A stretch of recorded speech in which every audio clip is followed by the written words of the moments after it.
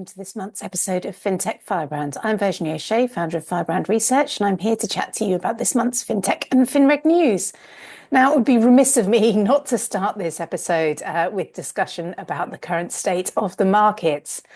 We've had Tariffgeddon, I would probably call it, with regards to the US tariffs that have come into force this month that have caused chaos and a massive fall in the global stock markets. We've seen all a red wash across all of the different US stocks. The Magnificent Seven, as they were known, are seemingly less magnificent at the moment when it comes to performance. So certainly it's a trying time for a lot of firms with regards to coping with this amount of volatility in the market, and also trying to understand the long-term impacts of the tariffs. Obviously, we've got quite a lot of time to go in terms of seeing what the responses to the tariffs will be on an individual country basis.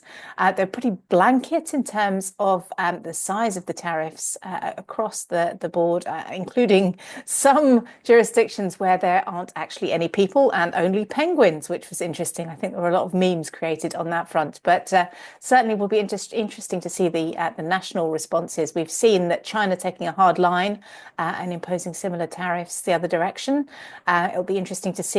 There's been a disparity between the EU and the UK. The UK only getting a tariff of 10% versus the EU's 30, which is obviously an impact that people are talking about with regards to Brexit. But certainly it's a very fraught time of the year. As always, it's busy in operations teams at this time of the year because we're mid-season when it comes to corporate actions and issuer announcements and proxy voting and general meetings and annual general meetings and all the wonderful things that happen at this time of year. So very busy anyway. But with such market volatility, we're seeing middle and back offices struggle to cope with the amount of volume that's going in and out of the market at the moment, largely out in some regards, though it's going in. Gold is up as it always is in this kind of environment, and we're seeing some of the government bonds also benefiting from this volatility, but very little else. So definitely want to watch this year to see what else happens. There's been a lot of black swan events thus far, and we're only in April, so we've got a long year ahead of us, I would expect, on that front. Other interesting news with regards to the topic of operational resilience. I know we talk about it a lot, but there's been a lot of discussion about RES going into this year. We've just seen the European level regulators talking about how there hasn't been compliance from a national perspective at the EU level as well. So certain countries have failed to meet the target deadlines, as often happens with European level regulation when it's implemented at the national level. So there's a lot of progress to be made in some markets with regards to introducing DORA international law. So certainly room to grow there, but we're also seeing some interesting discussions happening as a result of last month's outage that took a day with the Target 2 securities and the Target 2 systems, which are both operated by the European Central Bank. So there's been a lot of discussion post-mortems, one would say, in terms of actions that need to be taken to improve resilience across market infrastructures. Certainly we have the industry's no shortage of outages over the last few years when it comes to some of the exchanges, some of the large providers, service providers in the market. So certainly lots of discussion to go on that topic. This month is obviously when a lot of the data collections going on the ICT providers as well. So certainly something I'm going to be talking about constantly. And I'm also talking about it in the context of the move to T+1.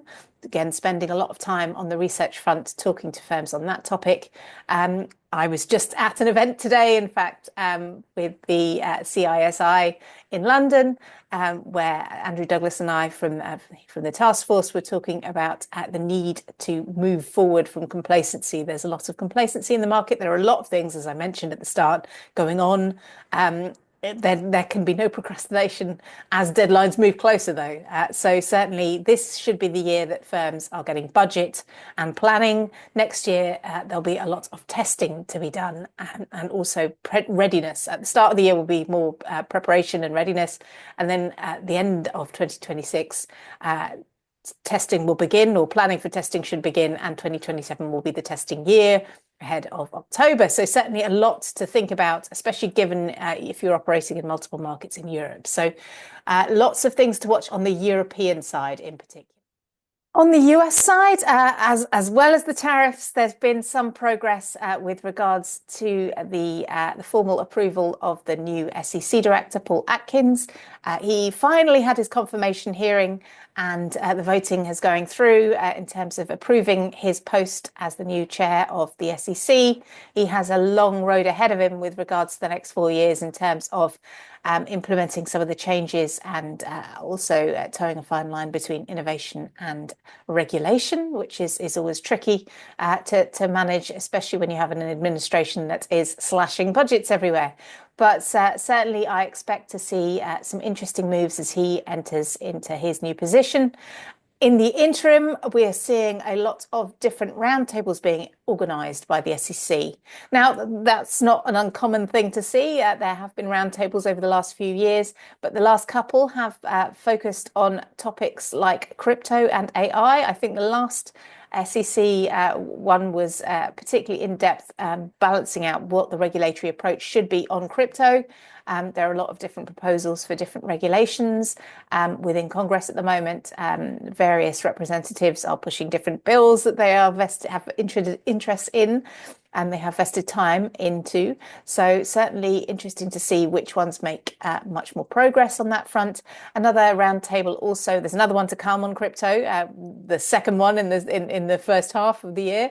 Interesting to see that's following so quickly on the heels of the last one, but certainly there's more to talk about, evidently. The other one in between was on AI, artificial intelligence. That's certainly been a very big topic this year. In fact, on the marketing front, I am actually going to be talking about it at the April conference, and for the fintech marketing community, I'm going to be on a panel with Lord Holmes, who's actually been pushing through the AI Act in the UK. He'll be talking about that act and its implications for compliance within the UK. There's also, obviously, interestingly, someone from Norton Rose talking about the EU AI Act, which is taking a slightly different tack with regards to policing some of the data usage for AI in particular. Now, we've also seen a lot, and my final thoughts, I guess, are on AI. We are seeing an evolving world on that topic. Very interesting to see intellectual property has become such a big issue in terms of what data can be used for training algorithms and AI models. We've seen a sort of a relatively successful case going forward with Studio Ghibli, obviously on an adjacent area to the financial services industry, but we have seen a lot of memes with Studio Ghibli over the last few months. But they are positing, I would say, that models should not be trained on copyrighted pictures and films.